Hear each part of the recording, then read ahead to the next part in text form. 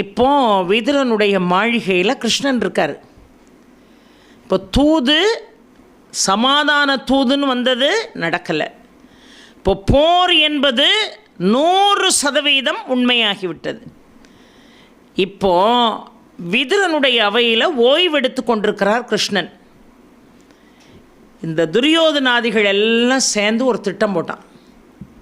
இப்போ துரியோதனன் சொன்னால், இந்த பாண்டவர்கள் யார் தைரியத்தில் இப்படி ஆடுறாங்க? கிருஷ்ணனுடைய தைரியத்தில் தான் ஆடுறாங்க. இவனுக்கு எவ்வளவு தைரியம் இருந்தால் அவர்களுக்கு சார்பாக நம்மிடமே தூது வந்திருப்பா. அதனால் இந்த நிமிஷமே அவனை என்ன செய்யணும் தெரியுமா? உடனடியாக அவனை அழித்து விட வேண்டும் என்று நினைத்தான். இதற்கிடையில் ஒரு சம்பவம் நடந்தது. மறுநாள் அவன் வந்தான் பாருங்க, போரா சமாதானமானு பேசுறதுக்காக வந்தான் பாருங்க. அப்போ துரியோதனன் கேட்டான் என்று சொன்னேன், ஏன் நீ என் வீட்டுக்கு வராமல் விதுரன் வீட்டுக்கு போனேன்னு. அவன் உங்கள் வீட்டுக்கு வாங்கன்னு கூப்பிட்டான், அதனால நான் அங்கே போனேன். உன் வீடு என் வீடுன்னு என்னப்பா பேதமேன்னு கிருஷ்ணன் சொன்னான்னு நான் சொன்ன ஒரு இடம். எல்லாம் முடிஞ்சு வழியை வந்து கர்ணன்ட்ட பேசினா, அஸ்வத்தாமன்ட்ட பேசினா, அதுக்கப்புறம் குந்தியை போய் பார்த்தா. இப்போ விதுரனுடைய அவைக்கு போயிட்டான். இதுக்கிடையில் விதுரன்ட்ட துரியோதனன் கேட்டான், எனக்கு அவன் பகையாளி பாண்டவர்கள், அந்த பாண்டவர்களுக்கு இந்த கிருஷ்ணன் நெருங்கின நண்பன், அவனை ஓ வீட்டில் கூட்டு கொண்டு வந்து கவனிச்சிருக்கியே அப்படின்ன உடனே, என் வீட்டுக்கு வான்னு நான் சொல்லலை, உங்கள் வீட்டுக்கு வான்னு நான் சொன்ன ஒரு வார்த்தைக்காக கிருஷ்ணன் என்னுடைய இல்லத்துக்கு வந்தான். அவனை கவனிக்க வேண்டியது என்னுடைய கடமை. யார் வந்தாலும் அதே உபசரிப்பைத்தான் நான் செய்திருப்பேன். இந்த கதையெல்லாம் எங்கிட்ட விடப்படாது. சாப்பிட்ற சாப்பாடெல்லாம் இந்த துரியோதனாதிகள் போடக்கூடிய சாப்பாடு உனக்கு. சொன்னாலும் சொல்லாட்டாலும் அந்த ராஜ்யத்தில் அவனுக்கு பங்கு இல்லையா? பாண்டுவுக்கே பங்கு கொடுக்காத ஆள் இந்த விதுரனுக்கு கொடுக்க போகிறாங்களா? அவன் காலம் முழுதும் நியாயமான ஆலோசனையை சொல்லிக்கொண்டு அரண்மனையே கதி என்று கிடந்தவனை பார்த்து ஒரு கேள்வியை கேட்கிறான். எனக்கு பகையாளி உனக்கு உறவா? என் வீட்டிலே சாப்பிட்டுட்டு நீ அவனுக்கு சாதகமாக நடை போடுகிறாயா? இதிலிருந்து உன் புத்தி என்னங்கிறத நான் புரிஞ்சுக்கிட்டேன். ஏன்னா உன் தாய் அப்படி, உன் தாய்க்கு இருக்கிற புத்தி தானே உனக்கு இருக்கும்னா. ஏன்னா அம்பிகை அம்பாலிகை, இதில் அம்பாலிகையினுடைய பணிப்பெண் வாயிலாக வியாசருக்கு பிறந்தவர் தான் இந்த விதுரன். அவருடைய பிறப்பை சுட்டி காட்டின, அவருடைய தாயை பழிச்சான். பழித்த உடனே தான் ரொம்ப ஆத்திரம் வந்துருச்சு விதுரனுக்கு. அந்த பழிப்பும் எப்படி நடந்ததுன்னா, சமாதானம் இல்லை, தூணு மேலே அடித்து சத்தியம் பண்ணு, சத்தியமெல்லாம் பண்ணி முடிச்சுட்டு போயிட்டு வாரேன்னு புறப்படுற கிருஷ்ணர் வாயை வச்சுக்கிட்டு சும்மா போகாமல், புறப்படுவோமா, உங்கள் வீட்டு சாப்பாடு அமோகம் அப்படின்னார். அவன் மறந்துருக்கிறத இவர் ஞாபகப்படுத்தினார். விதுரன் வீட்டில் நடந்த உபச்சரிப்பை அவன் மறந்துருக்கான், இவர் ஞாபகப்படுத்துகிறார், வா புறப்படுவோம், சாப்பாடு அமோகம், போய் சாப்பிட்லான்னு. அதை பிடிச்சிக்கிட்டான் துரியோதனன். எனக்கு பகையாளியை கூப்பிட்டு நீ கவனிக்கிறிய, உன் தாய் புத்தி தானே உனக்கு இருக்கும். உன் தாய் எப்பேற்பட்டவள்? ஒரு பணிப்பெண் தானே, பணிப்பெண் தானே வியாசரோடு சேர்ந்து உன்னை பெற்றாள், உனக்கு அந்த புத்தி தான் இருக்கும்னு இதை விட மோசமான ஒரு வார்த்தை சொல்லி பேசினான். என் தாயை பழிச்சு பாரு, இனிமே உலகத்தில் நான் உனக்கு உறுதுணையாக இருக்க மாட்டேன். உன்னுடைய வாய்க்கு நேராக என்னுடைய அம்பை செலுத்தி உன் வாயை 2ஆக பிழித்து இரத்தத்தை கொட்டும்படியாக செய்திருப்பேன். ஆனால் இங்கே சபையில் இருக்கக்கூடிய பெரியோர்களுக்காக உன்னை நான் விட்டு வைத்தேன். இப்போ நான் சொல்கிறேன், உனக்கு நான் உறுதுணையாக இருக்க வேண்டும் என்று 100% நினைக்கிறேன். நீ அதர்மத்து பக்கம் நின்னா கூட, இத்தனை காலம் உன்னை போட்டு வளர்த்துட்டனே, உன்னை விட்டு போகக்கூடாதுன்னு நான் நினைக்கிறேன். ஆனால் என்னை பழித்தாய்ப்பார், இனிமேல் நான் உனக்காக போர் செய்ய மாட்டேன். என்னை பழித்திருந்தால் கூட நான் பொறுத்திருப்பேன். என் தாயை பழித்தவனை நான் கொன்றிருக்கணும், ஆனால் உன்னை நான் உயிரோடு விட்டுட்டு போகிறேன். உங்கூட இனிமே நான் போர் செய்ய மாட்டேன்னு கையில் இருந்த வில்லையும் அம்பையும் உடைச்சி தூர வீசினார். கிருஷ்ணனுக்கு சந்தோஷம்னா தாங்கலை. ஏன்னா அவர் வந்ததே அதுக்கு தான். அவர் 3 பேர் அதோடு சேர்த்து ஒரு பெண்ணு, 4 பேரை டார்கெட் பண்ணார். ஒன்று விதுரன், அவன் கையில் உள்ள வில்லையும் அம்பையும் அவனையே நொறுங்க வைக்கணும். ஏன்னா வேறு யார் சொல்லியும் அவர் அந்த அம்பெல்லாம் உடைச்சி கீழே போட மாட்டார். அப்போ அதுக்கு ஒரு சூழ்நிலையை உருவாக்கணும். ஒன்று நினச்சார், வெற்றி. கர்ணனை கூப்பிட்டு பார்ப்போம், வந்துட்டா முழு வெற்றி. அதில் மட்டும்தான் கிருஷ்ணனுக்கு தோல்வி. கர்ணன் வரல. மூணாவது ஒரு யுக்தியை கடைப்பிடிச்சாரு. அஸ்வத்தாம மோதிரத்தை கழட்டி கீழே போட்டு விண்ணையும் மண்ணையும் சாட்சியாக வச்சு, அஸ்வத்தாம உனக்கு தான் நான் துணையாக இருப்பேன்னு சத்தியம் பண்ணி கொடுக்குற மாதிரி ஒரு காட்சியை உருவாக்கி துரியோதனன் மனசுல இருந்து அஸ்வத்தாமனை தூக்குனாரு. மூணாவது யுக்தி. நாலாவது, எத்தனையோ ஆண்டு காலம் பிரிந்திருந்த குந்திக்கிட்ட போய் உன் மகன் யாருங்கிற விவரத்தை சொல்லி 2 வரத்தை போய் லாவகமாக வாங்கி கொண்டு வரும்படியாக காரியத்தை செய்தார். இப்போ ரொம்ப திருப்தி வந்துட்டார். விதுரனுடைய அரண்மனைக்கு வந்து ஓய்வு எடுக்கார். விதுரன்ட்ட கேட்டார், அப்பா நீ எதுக்காக உன் கையில் உள்ள அம்பை இப்படி உடச்சி தூர வீசின? நான் உண்மையாகவே இவனுக்கு உயிரை கொடுத்து போர் செஞ்சாலும் நம்பிக்கை இல்லாதவன் வசம் இருக்கக்கூடாது. நம்பிக்கை இல்லை நம்ம மேலே ஒருத்தனுக்குன்னா அவன் கூட சவகாசம் வைக்கக்கூடாது. நம்புறவனுக்காக உயிரை கூட கொடுக்கலாம். நம்பாதவனுக்காக இந்த உலகத்தில் ஒரு சின்ன மணல் அளவு கூட உதவி செய்வது விழலுக்கு இறைத்த நீர். ஒன்று, தாயை பழித்த பிறகு இவனுக்கு என் மனதில் இடமில்லை. இல்லைப்பா, உன் கையில் இருக்கக்கூடிய வில் இருக்கு பாரு, அம்பு இருக்கு பாரு, அது சாதாரணமானதல்ல. இந்த உலகத்திலே 2 அம்புக்கு 2 வில்லுக்கு ரொம்ப சக்தி அதிகம். ஒன்று சிவதனுசு, இன்னொன்று விஷ்ணு தனுசு. சிவனுடைய கையில் இருக்கக்கூடிய அந்த ஆயுதம், விஷ்ணுனுடைய கையில் இருக்கக்கூடிய அந்த ஆயுதம், இந்த 2 ஆயுதங்களும் ஒன்று சேர்ந்தது தான் விதுரனுடைய கையில் இருக்கக்கூடிய வில்லும் அம்பும். அப்போ அது எவ்வளோ சக்தி வாய்ந்தது. அந்த சக்தி வாய்ந்த வில்லும் அம்பும் யார் கையில் இருக்குது? விதுரன் கையில் இருக்குது. விதுரன் யார் பக்கத்தில் இருக்காரு? கௌரவர்கள் பக்கத்தில் இருக்காரு. அப்போ இங்கே வெற்றி முழுமையாக பாண்டவர்களுக்கு கிடைக்குமா? கிடைக்காது. அப்போ அந்த வில்லையும் அம்பையும் உடைக்க வைக்கணும். உடைக்க வைக்கணும்னா விதுரன் வீட்டிலே போய் தங்கணும். அவன் உபச்சரித்ததை பெருமையாக அரண்மனையில் சொல்லணும். அதை கண்டு கொதித்தெழணும் துரியோதனன். தேவையில்லாத வார்த்தைகளை விதுரனை நோக்கி பிரயோகம் செய்யணும். விதுரன் ஆத்திரப்பட்டு வில்லையும் அம்பையும் உடைச்சி கீழே வீசணும். பாண்டவர்களுக்கு 50% வெற்றி வந்தாச்சு. அவனுடைய திட்டம் நிறைவேறியது. இப்போ விதுரனுடைய அரண்மனையிலிருந்து ஓய்வெடுத்து கொண்டிருக்கிறார். இப்போது இங்கே ஒரு ஆலோசனை நடக்கு. அஸ்தினாபுரத்தில் அரண்மனைக்குள்ளே சொன்னால், இந்த கிருஷ்ணனை விட்டு வைக்கவே கூடாது. அவன் இருக்கிற வரைக்கும் நமக்கு ஆபத்து தான். இந்த பாண்டவர்களுக்காகத்தான் அவன் போராட வந்திருக்கான். அவனை கொன்றுவோம் அப்படின்னு துரியோதனன் சொன்னான். உடனே கர்ணன் சொன்னான், ஆமாம் ஆமாம், இவனெல்லாம் விட்டு வைக்கக்கூடாது. கிருஷ்ணனால தான் நமக்கு ஆபத்து. அவன் கதையை முடிச்சிட்டோம்னா நம்ம பிரச்சனை இல்லாமல் இருக்கலாம். ஆனால் அவன் கதையை முடிக்கிறதுக்கு நீங்கள் ஏன் எங்கெல்லாமோ யோசனைக்கு போகிறீங்க? என்கிட்ட ஒப்படைச்சிங்கன்னா என்னுடைய வில்லாற்றலினால் கிருஷ்ணனை அழிப்பேன் அப்படின்னா. எப்போவுமே அவன் வில்லாற்றல் மேலே அவனுக்கு ரொம்ப நம்பிக்கை. விகர்ணன் எழுந்து சொன்னான், சபையில் திரௌபதியை மானபங்கம் படுத்த முயற்சிக்கின்ற பொழுது, துச்சாதனன் அவன் ஆடையை பிடித்து இழுக்கின்ற பொழுது தட்டி கேட்டவன் விகர்ணன் மட்டும்தான். கௌரவர்களில் துரியோதனுடைய தம்பி. அவன் இப்பவும் சொன்னான், உங்களுக்கெல்லாம் கொஞ்சமாவது புத்தி இருக்கா? யாரெல்லாம் கொன்னா அந்த பாவம் அழியவே அழியாது தெரியுமா? பெண்களை கொன்றால் பாவம் தீரவே தீராது. குழந்தைகளை கொன்றால் பாவம் தீரவே தீராது. நோயாளிகளை கொன்றால் பாவம் தீரவே தீராது. முதியோர்களை கொன்றால் பாவம் தீரவே தீராது. வாயில்லாத ஜீவராசிகளை கொன்றால் பாவம் தீரவே தீராது. தூதுவனாக வந்தவனை கொன்றால் பாவம் தீரவே தீராது. தூதுவனாக வந்த கிருஷ்ணனை கொல்லணும்னு திட்டம் போடுறீங்களே, உங்கள் பாவமெல்லாம் 7 ஜென்மம் எடுத்தாலும் தீராது. நம்ம சந்ததிகளே நல்லா இருக்க முடியாதுன்னா. சகுனி சொன்னா, ஆமாம் ஆமாம், தூதுவனாக வந்தவனை கொல்லப்படாது, அது பெரிய பிரச்சனை ஆயிரும். ஆனால் அதே நேரம் இந்த கிருஷ்ணனை விட்டு வைக்கவும் முடியாது. இப்போ என்ன செய்யலாம்? நாமளாக அவனை கையால் கொல்ல வேண்டாம்.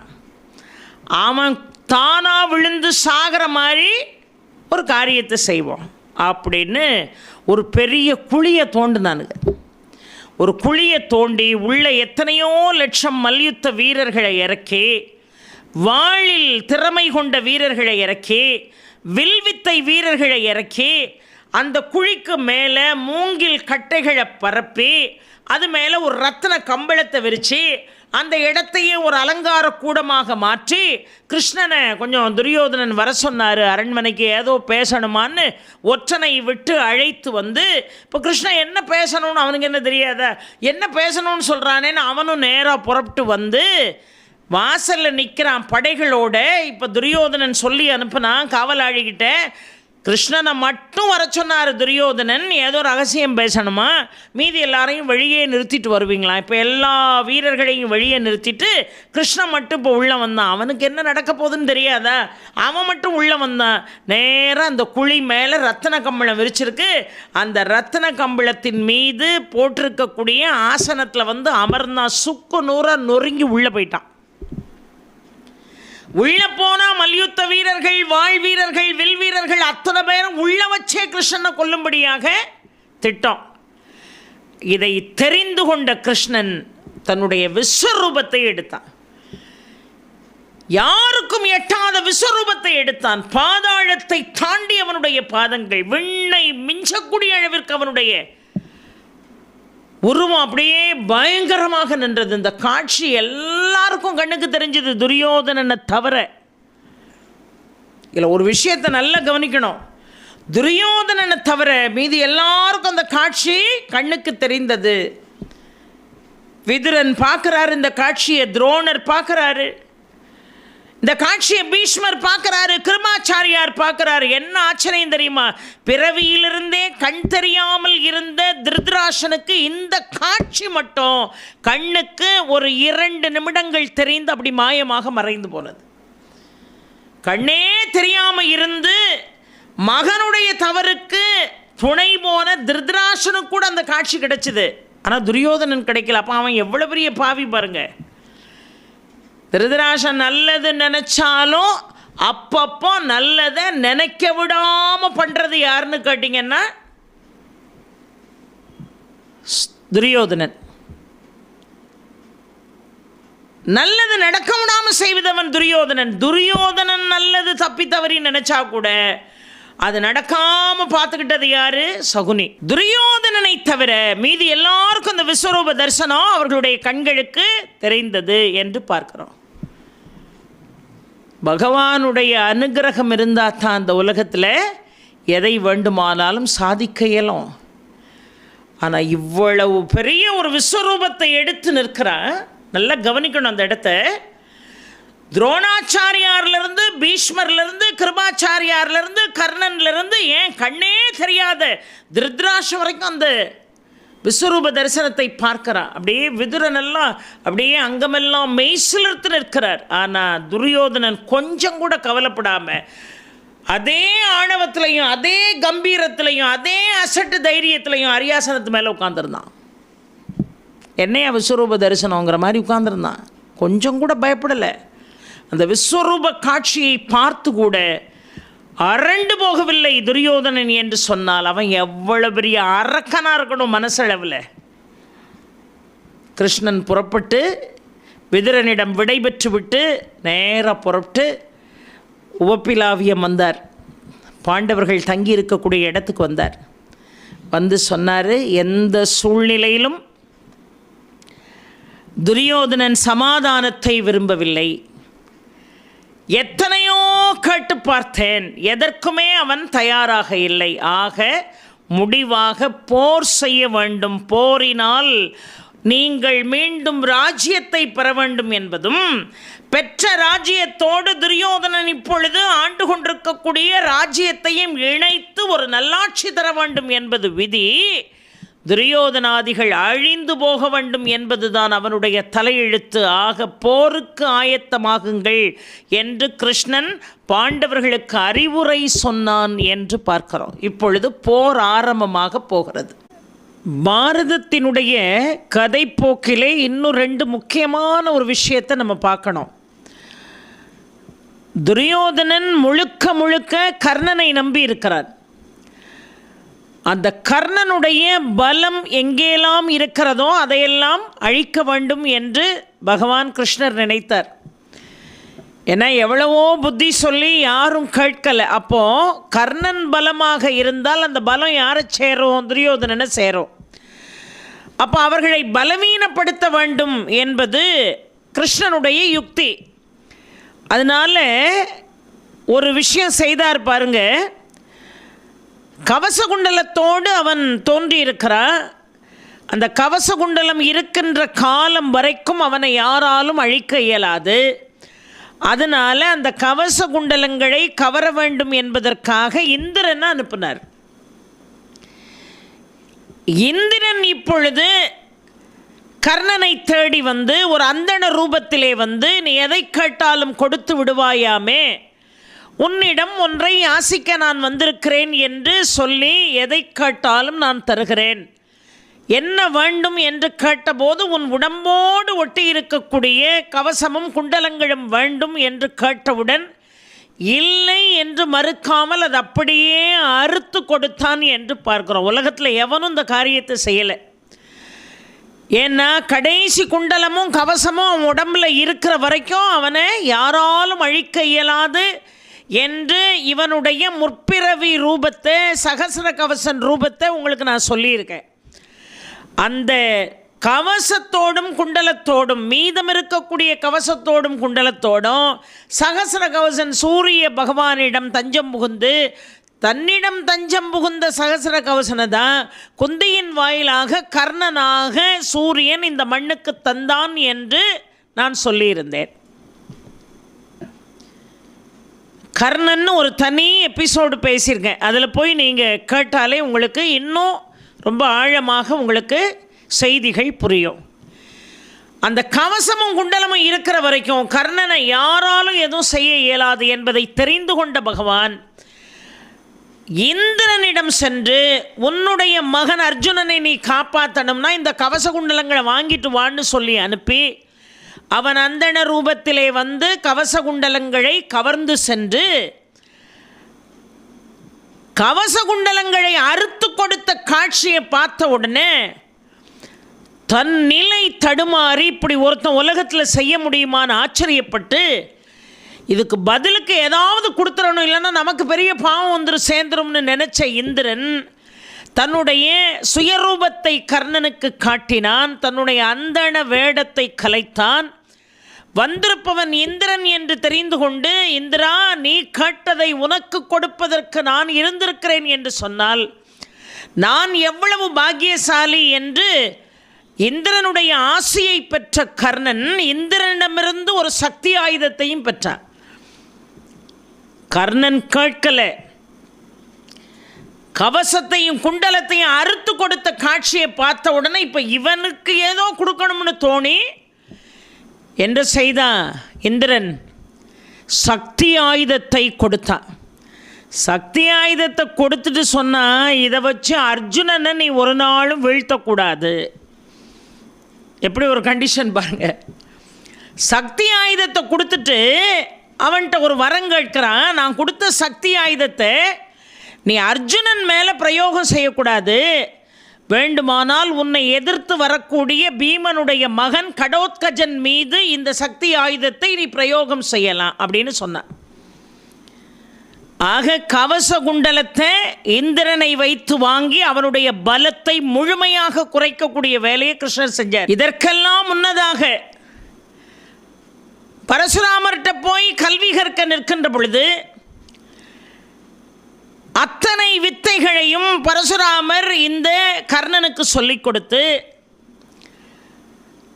அவன் ஒவ்வொரு நாளும் தன்னுடைய பயிற்சியில் முன்னேறி கொண்டிருக்கிறான் என்பதை தெரிந்து கொண்ட பகவான் கிருஷ்ணர் இந்திரனை அழைத்து, அதோ பார் பரசுராமரிடம் கர்ணன் எப்படி பாடம் கற்றுக்கொண்டிருக்கிறான் என்று. பரசுராமரிடமிருந்து முழுமையாக வித்தைகளை கற்றுக்கொண்டால் உன் மகன் அர்ஜுனனுக்கு வாழ்க்கை இல்லை. ஐயோ பகவானை இப்போ நான் என்ன செய்யட்டும்னு கேட்டான் இந்திரன். அங்கே பாரு, உலகத்தில் எங்கேயாவது ஒரு ஆசிரியர் மாணவன் மடியில் தலை வச்சு படுத்து பார்த்துருக்கியா? எவ்வளவு நெருக்கமான உறவு அவர்களுக்குள்ளே இருக்குமே. ஆனால் மாணவனுடைய மடியில் ஆசிரியர் தலை வச்சு படுத்திருக்காரு. இதுதான் சரியான சந்தர்ப்பம். ராட்சச வண்டு ரூபத்தில் நீ போய் கர்ணனுடைய தொடையை துளைக்கணும், இரத்தம் பீரிட்டு வரும். அந்த இரத்த சூட்டில் பரசுராமர் எழுந்திருப்பார், நடப்பதை பார் என்று சொன்னான் கிருஷ்ணன். இப்போ ஆசிரியர் மாணவனுடைய மடியில் தலை வச்சு படுத்திருக்காரு. ராட்சச வண்டு ரூபத்தில் இந்திரன் வந்தான், கர்ணனுடைய தொடையை துளைத்தான், ரத்தம் பீரிட்டு வந்தது. ஆனால் ஆசிரியருடைய தூக்கம் கலைஞ்சிரும்னு அந்த வேதனை அப்படியே அடக்கிக்கிட்டு அமைதியாக இருந்தான். ஆனால் இரத்தத்தினுடைய சூடு தெரிந்து பரசுராமர் எழுந்து பார்த்தாரு. ஆகா, இது என்ன ஒரு கொடுமை! ஒரு ராட்சச வண்டு அடித்தொடையிலிருந்து மேல் தொடையை கிழித்து கொண்டு செல்கிறது. இந்த வலியை அவனால் எப்படி தாங்க முடிஞ்சது? ஒரு அந்தணனால் இதை தாங்கக்கூடிய சக்தி கிடையாது. ஒரு சத்திரியனுக்கு தான் இந்த சக்தி உண்டு. என்னிடம் அந்தணன் என்று பொய் சொல்லி பாடம் கற்றாயா? நீ அந்தணன் அல்ல, நீ சத்திரியன் தானேன்னு கேட்டார். அவன் அந்தணனா சத்திரியனானே அவனுக்கு தெரியாது பாவம். அவனே ஆற்றுல மறந்து வந்தான். அவன் ஆரிஜின் என்னன்னு அவனுக்கே தெரியாது. நீ அந்தணனா சத்திரியனா? நீ சத்திரியனா தான் இருக்கணுங்கிறார் இவராகவே. இந்த கொடுமைகளையெல்லாம் தாங்குகிற சக்தி சத்திரியர்களுக்கு தான் உண்டு. நீ சத்திரியனா தான் இருக்கணும். அந்தணன் என்று என்னிடம் பொய் சொல்லி கல்வி கற்றாயே, தக்க சமயத்தில் நான் சொல்லி கொடுத்த பாட அத்தனையும் வித்தைகள் அத்தனையும் உனக்கு மறந்து போயிடும்னு சாபம் கொடுத்தார். ஆக ஆரம்பத்திலிருந்தே அதர்மத்தை அழிக்க வேண்டும், தர்மத்தை நிலைநாட்ட வேண்டும் என்று புறப்பட்ட கிருஷ்ணர் ஒவ்வொரு காயாக சரியான முறையில் நகர்த்தினார் என்று பார்க்கிறோம். இப்படி ஒவ்வொரு நிலையிலும் தர்மத்தை காப்பதற்காக பாண்டவர்களுக்கு கிருஷ்ணன் வலு சேர்த்தான் என்று பாரதம் சொல்கிறது. ஹஸ்தினாபுரத்திற்கு கிருஷ்ணன் தூதாக சென்றுவிட்டு மீண்டும் பாண்டவர்கள் வசம் வருகை தந்து இனி போர்தான், சமாதானத்திற்கு இடமில்லை. எவ்வளவு புத்தி சொன்னாலும் துரியோதனன் கேட்பதாக இல்லை.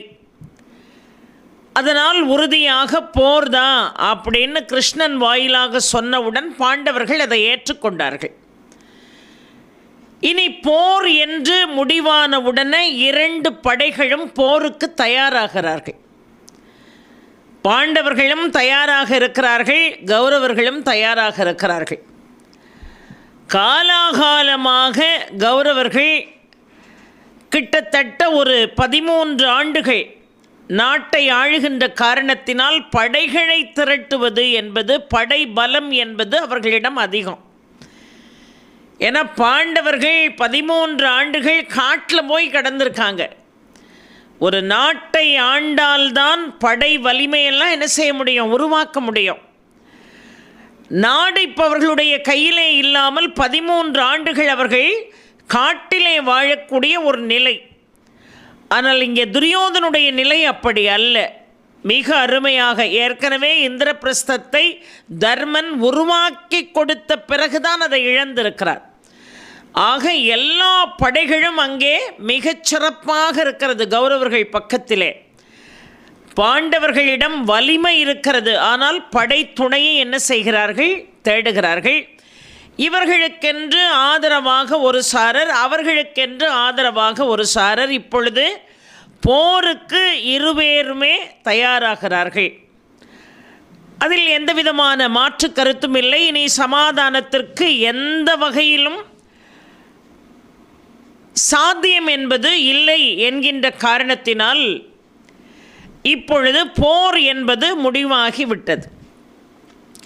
இப்போ தர்மன் தன்னுடைய சகோதரர்களை அழைத்து அபிப்பிராயம் கேட்டார். என்ன அபிப்பிராயம்னா, போருக்கு யாரை தலைமை ஏற்க செய்வது, படை தலைமை யார் கையில் அதை கொடுக்கலாம் அப்படின்னு தர்மன் இப்பொழுது சகோதரர்களிடம் அதை பற்றி ஆலோசனை செய்கிறார். முதலில் சகாதேவனை அழைத்தார். அப்பா, யாரை படை தலைமையாக நியமிக்கலாம் என்று கேட்டபோது அவன் சொன்னான், 13வது ஆண்டு மறைந்திருந்து வனவாசத்திலே வாழ வேண்டும். அப்பொழுது சகாதேவன் சொன்ன 13வது ஆண்டு மறைந்திருந்து வாழக்கூடிய வாழ்க்கை, அந்த காலகட்டத்தில் நமக்கு மிகவும் உதவியாக இருந்து நமக்கு பணி கொடுத்து நம்மை நன்றாக பார்த்து கொண்ட ஒரு மன்னன், விராட மன்னன் இல்லையா? அந்த விராட மன்னனை படைக்கு தலைமை ஏற்கும்படியாக நாம் சொல்லலாம். இது சகாதேவனுடைய அபிப்பிராயம்.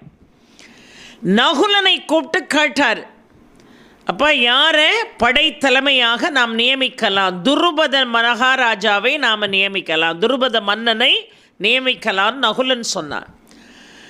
அர்ஜுனனை அழைத்து தர்மன் கேட்டார். அப்போ அர்ஜுனன் சொன்னால், இல்லை, நமக்கு எல்லா வகையிலும் துணையாக இருப்பவன் திட்ட தூய்மன்.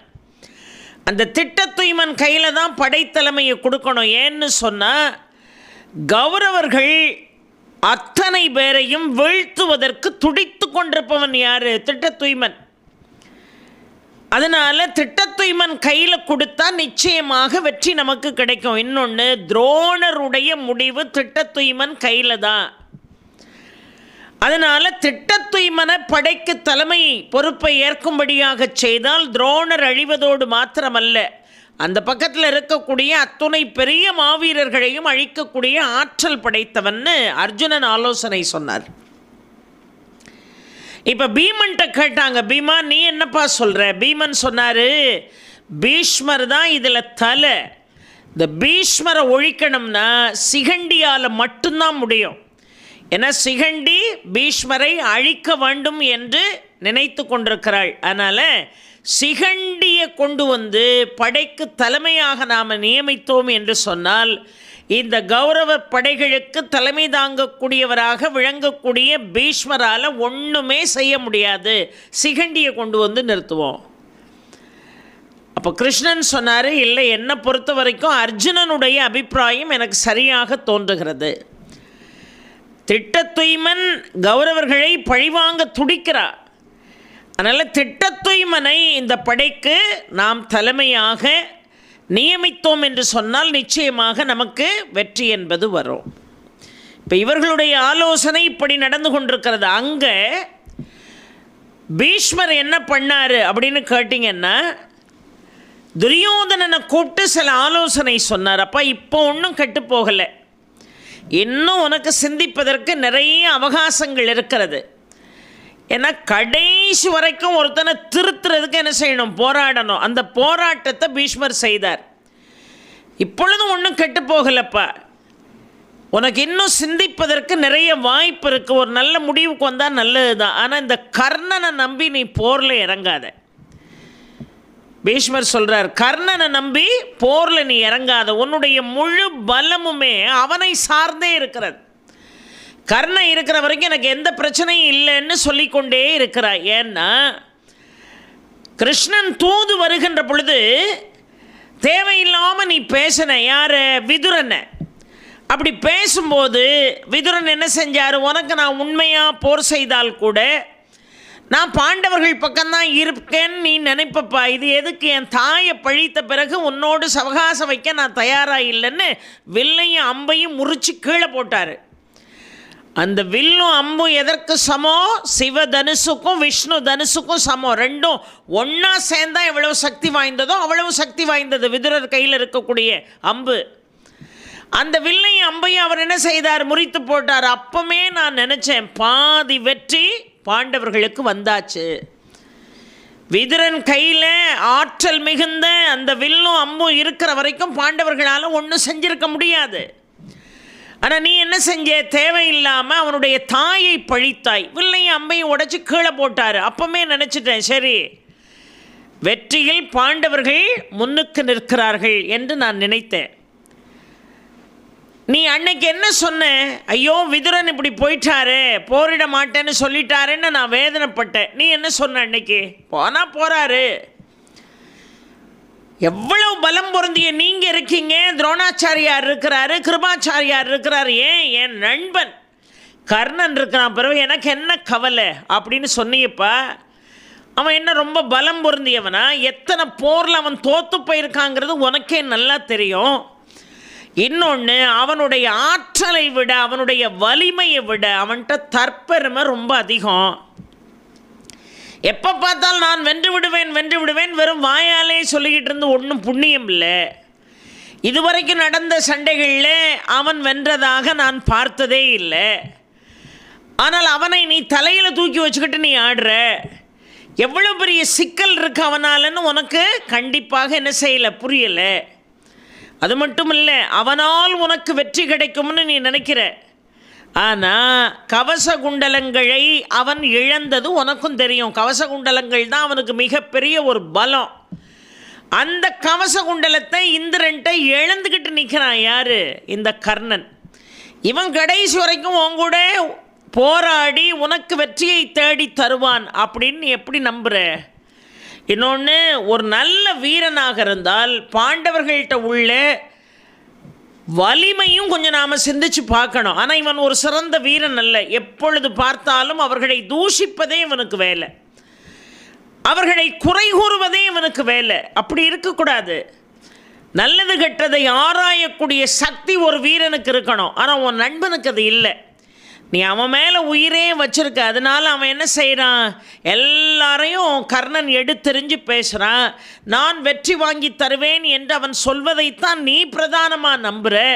ஆனால் கண்டிப்பாக கர்ணனால் உனக்கு வெற்றியை வாங்கி தர முடியாது. ஒன்று, இந்திரனிடம் அவன் கவச குண்டலத்தை இழந்து விட்டு நிற்கிறான். அதுதான் அவனுக்கு இயற்கையாகவே கிடைத்த மிகப்பெரிய பலம். அதை இழந்த பிறகு அவன் வெற்றி பெறுவான் என்று எனக்கு தோன்றலை. இன்னொன்று, யாருக்குமே கிடைக்காத சாபம் அவனுக்கு கிடைச்சது. பரசுராமர் தகுந்த சமயத்தில் நான் சொல்லி கொடுத்த வித்தையெல்லாம் உன்னை விட்டு ஓடி போயிரும்னு கற்றுக் கொடுத்த ஆசிரியரே பெரிய சாபத்தை கொடுத்து இன்னைக்கு நிராயுதபாணி போல் அவன் நின்று கொண்டிருக்கிறான். அந்த நிராயுதபாணியை நம்பி நீ மண் குதிரையை நம்பி ஆற்றுல இறங்கின கதையாக நீ இறங்குற. நிச்சயமாக கர்ணன் இந்த போரிலே மாண்டு போவான். நான் சொல்கிறத கேளு, யோசிக்கிறதுக்கு இன்னும் உனக்கு அவகாசம் இருக்குன்னு சொல்லிக்கிட்டு இருக்காரு பீஷ்மர் துரியோதனன்ட்ட. பின்னாடி கர்ணன் நிற்கிறான். பின்னாடி கர்ணன் நின்னான். அவன் சொன்னான் பிதாமகரை பார்த்து, உங்களுக்கு ஏன் இந்த வேலை? முதல்ல ஆத்திரத்தில் என்ன செஞ்சான் தெரியுமா? உரையிலிருந்து வாழை உருவனான். ஏன்? பீஷ்மரை இந்த நிமிஷமே நான் கொல்ல போகிறேன் அப்படின்னு. துரியோதனன் இருவரையும் பேச்சை நிறுத்தும்படியாக என்ன செய்கிறான்? சமாதானம் செய்ய முயற்சி செய்கிறான். கர்ணன் பீஷ்மர்கிட்ட கேட்டார், உங்களுக்கு ஏன் என் மேலே இவ்வளோ ஒரு துவேஷம்? நான் உங்களுக்கு என்ன துரோகம் பண்ணினேன்? என்றைக்கு இந்த துரியோதனுடைய தயவில் நான் அங்க தேசத்துக்கு அரசனானோ அதற்கு பிறகு நான் என்னுடைய நண்பனுக்கு எந்த நிலையிலாவது ஒரு கனவுல கூட நான் துரோகம் நினச்சிருப்பேனா? என்னை பார்த்தாலே உங்களுக்கு எதுக்காக பிடிக்கல? நான் தேரோட்டியினுடைய பிள்ளைங்கிறதுக்காக என்ன பிடிக்கலையா? இல்லை ஒரு சாதாரணமானவன் இந்த துரியோதனுடன் இவ்வளவு நட்பு பாராட்டுகிறானே என்பதை உங்களால் தாங்க முடியலையா? நான் உங்களுக்கு என்ன துரோகம் செஞ்சேன்? என்னை ஏன் கண்டாலே உங்களுக்கு ஆகலை? எனக்கு இருக்கக்கூடிய நண்பனோடு எனக்கு ஒரு மிகப்பெரிய கருத்து வேற்றுமையை ஏற்படுத்துவதற்கு நீர் ஏன் முயற்சி செய்கிறீர் அப்படின்னு பீஷ்மரை பார்த்து இப்போ கர்ணன் கேட்டான். துரியோதனன் சொன்னான், சரிப்பா விடு, எனக்காக நீ எல்லாத்தையும் மறந்துடுன்னா. அவன் சொன்னான், துரியோதனா நீ இவரைத்தான் நம்பக்கூடாது. என்னால் வெற்றி கிடைக்காதுன்னு சொல்கிறானே, இவர் என்ன பெரிய வீரனா, வாலிபமான வீரனா, முதியவர் இவர். மற்றவர்களை முன்னிறுத்தி போராடி அந்த போராட்டத்தில் வெற்றி வந்ததுன்னு சொன்னால் பேர்புறா யாருக்கு? பீஷ்மருக்கு. ஏன்னா அவர் தான் சேனாதிபதி. அதனால் அவருக்கு தான் அவ்வளோ பேரும் சேரும். ஆனால் அவரால் முடியுமா? ஒரு சுத்த வீரனாக இருக்கக்கூடிய நிலையிலே பீஷ்மர் இருக்கிறாரு. அவருக்கு வயது என்ன? முதுமை நெருங்கி கொண்டே இருக்கிறது அவரை. அப்பேற்பட்டவர் இளமையாக இருந்து போராடக்கூடிய எங்களையும் ஒன்றை விட்டு விலக்கிறணும்னு முடிவு பண்ணார்னு சொன்னால் பீஷ்மர் உனக்கு செய்வது துரோகம் தானே. நல்ல வீரர்கள் இவன் பக்கத்தில் இருக்கக்கூடாதுங்கிறது தானே இந்த பீஷ்மருடைய எண்ணம். இப்போ சொல்கிறேன், இந்த பீஷ்மர் என்னை அவமானப்படுத்தாத இடங்களே கிடையாது. இனிமே இவர் உயிரோடு இருந்து இந்த படைக்கு தலைமை தாங்குகின்ற காலம் வரைக்கும் நான் போர் செய்ய மாட்டேன். நான் போர் செய்ய மாட்டேன். இன்னொன்று, பீஷ்மர் என்ன செய்கிறார்? படைகளை 4 தரங்களாக பிரிக்கிறார். அதிரதர்கள், மகாரதர்கள், சமதரர்கள் என்று 4 வகையாக பிரிக்கிறார். அதில் 4வது வகையில் யாரை சேர்த்தார் தெரியுமா? கர்ணனை சேர்த்தார். துச்சாதனை இருக்கக்கூடிய அந்த 4வது ரதர்கள் வரிசையில் யாரை சேர்க்கிறாரு? கர்ணனை சேர்க்கிறார். கர்ணன் சொன்னான், நான் என்ன அவ்வளோ கேவலமாக போனேன்னா? துரோணருக்கு, பீஷ்மருக்கு, அஸ்வத்தாமனுக்கெல்லாம் முதல் இடம், அவர்களெல்லாம் முதல் படை. அதுக்கப்புறம் சில வீரர்கள் என்ன கிருபாச்சாரியாரோட துச்சாதனனோட போட்டு 4வது ரகத்தில் என்னை பீஷ்மர் அவர்கள் சேர்த்திருக்கிறார்கள் என்று சொன்னால் என்னை அவமானப்படுத்துவதற்காகத்தானே. ஏன்னா அந்த கோட்பாடுகள் எப்படின்னா மகாரதர்களோட மட்டும்தான் போர் செய்ய முடியும், அதிரதர்களோட மட்டும்தான் போர் செய்ய முடியும். அப்போ நான் 4வது தரத்து வீரன் என்று சொன்னால் பாண்டவர்கள் படையைச் சேர்ந்த 4வது தர வீரர்களோடு மட்டும்தான் நான் போர் செய்ய முடியும். அது போரினுடைய தர்மம். அப்போ என்னை இப்படி திட்டம் போட்டு என்னை அவமானம் செய்கிறார் பீஷ்மர். இந்த பீஷ்மர் போர்க்களத்தில் ஆயுதங்கள் ஏந்துகிற காலம் வரைக்கும் அந்த போர்க்களத்துக்குள்ளே நான் நுழையவும் மாட்டேன், ஆயுதம் ஏந்தவும் மாட்டேன். இது சத்தியம் அப்படின்னா அவன் மீது இருந்த அளவு கடந்த அன்பு. அதனால் துரியோதனன் என்னப்பா இப்படி சொல்லிட்டே நீன்னு கேட்கல, சரி அப்படின்னு சொல்லி துரியோதனனும் அதற்கு சம்மதிக்கிறார். துரியோதனனை பொறுத்த வரைக்கும் கடைசி வரைக்கும் திருந்தலை. ஆனால் கர்ணனை பொறுத்த வரைக்கும் அவன் இவனுக்கு மாறாக சில காரியங்கள் செய்திருந்தால் கூட நீ ஏன்பா இப்படி செஞ்ச அப்படின்னு ஒரு தடவை கூட துரியோதனன் கர்ணனை பார்த்து கேட்கலை. சகுனி பலமுறை சொல்கிறான் துரியோதனன்ட்டான், கவச குண்டலத்தை யாரை கேட்டுட்டு இவன் அறுத்து கொடுத்தான்னு கேளுங்கிறான், கேட்க மாட்டேங்கிறான் துரியோதனன். என்னுடைய நண்பன் எதை கேட்டாலும் கொடுத்து விடுவான், அது அவனுடைய இயல்பு, இரத்தத்தோடே ஊர்னது. அதை போய் ஓயாமல் கேளுன்னு சொல்லாதன்னு சகுனியை கடிந்து கொள்கிறான். யார்? துரியோதனன். அவன் கேட்க மாட்டேங்கிறான். ஏன் கவச குண்டலத்தை யாரை கேட்டுட்டு நீ கொடுத்த? நமக்கு பலமே அதான், நீ கொடுக்கலாமா அப்படின்னு கேட்டான்னா எங்கேயுமே துரியோதனன் அதை கேட்கலை. சகுனி தான் கேட்கிறான். துரியோதனன் ஒன்றுமே பேசாமல் அமைதியாக இருந்தான் பார்க்க முடிகிறது. அதை போல இவர் உயிரோடு இருக்கிற வரைக்கும், பீஷ்மர் உயிரோடு இருக்கிற வரைக்கும் போர்க்களத்துக்குள்ளே நான் வரமாட்டேன், ஆயுதங்களை கையில் ஏந்த மாட்டேன். என்னப்பா கடைசி நேரம் இப்படி கை தூக்கலாமா அப்படின்னு தானே நாமளாக இருந்தால் கேட்போம். ஆனால் அவன் என்ன செய்யவில்லை, கேட்கவே இல்லை என்று பார்க்கிறோம். சரி, உன்னுடைய விருப்பம் அதுவாக இருந்தால் நீ என்ன செய்யலாம், அதையே செய்யலாம் என்று சொன்னான்.